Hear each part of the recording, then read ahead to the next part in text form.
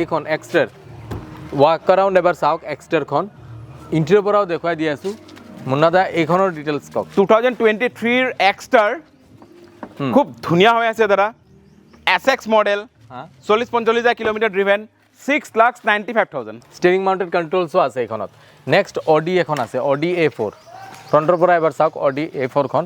2018 ৰ Audi A4 24,000 kilometre driven only 24,000 চলিছে spare tyre untouch আচ্ছা কোম্পানী ফিটেড টায়াৰ লাগি আছে এইখনৰ আমি আস্কিং প্ৰাইচ ৰাখিছোঁ 16,95,000 16,95,000 হয়। টকা এইখন পাজেৰো 2016 ৰ পাজেৰো স্পৰ্টছ ডিজেলত 4x4 মেনুৱেল আচ্ছা খুব ধুনীয়া হৈ আছে দাদা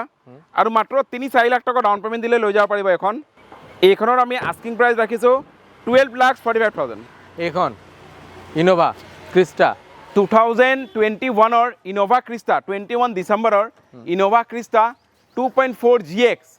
আৰু এইখনৰ আমি আস্কিং প্ৰাইচ ৰাখিছোঁ 16,95,000 80,000 কিলোমিটাৰ চলা মাত্ৰ 3 লাখ মান দিলে ফাইনেন্স হ'ব আৰামছে